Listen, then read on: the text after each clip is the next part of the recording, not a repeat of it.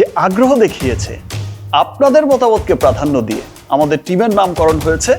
নামটা যখন শাকিব খান, তখন সবাইকে বিস্মিত করবেন, সবাই চমকে যাবেন, এমনটাই তো স্বাভাবিক। না, ঢাকায় সিনেমার সুপারস্টার এবার কোনো নতুন সিনেমা নিয়ে সবাইকে চমকে দিতে আসেননি। ঢাকায় সিনেমার কিং এবার সিনেমা জগৎ থেকে ক্রীড়া জগতে প্রবেশ করছেন।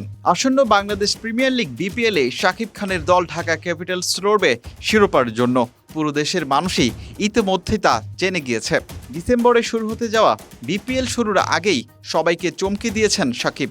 বিপিএল এর আগের আসরগুলোতে যা করে দেখাতে পারেননি ফ্র্যাঞ্চাইজিগুলো, তাই করে দেখিয়েছেন এই superstar.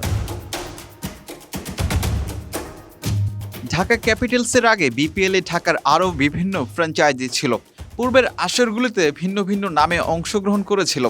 Dhaka Gladiators, Dhaka Dynamites, দুর্দান্ত ঢাকা, অনেক নামেই টুর্নামেন্টে অংশগ্রহণ করেছিল ঢাকার দলটি।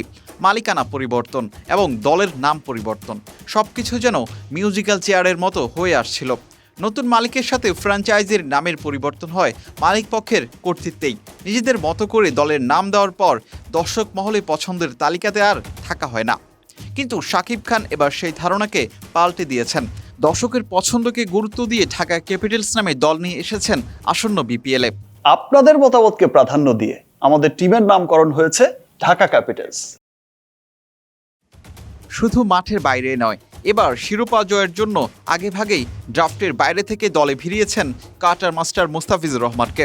গুঞ্জন ছিল ফরচুন বরিশালে তামিমের দলে চুক্তিবদ্ধ হচ্ছেন তিনি, কিন্তু মোটা অঙ্কের টাকার বিনিময়ে ফিসকে ঢাকার দলে নিয়েছেন শাকিব খান। জাতীয় দলের পেস বিভাগের আরও 2 তারকাকে ভিড়িয়েছে ক্যাপিটালস। ফিজের সাথে শরীফুল ইসলাম এবং তাসকিন আহমেদও 22 গজে গতির ঝড় তুলবেন ঢাকার জন্য। সব মিলিয়ে বিপিএল শুরুর আগেই সবাইকে চমকে দিয়েছেন সুপারস্টার শাকিব খান। বিলাল হোসেন শিমুল, বিডি আর্কাইভ।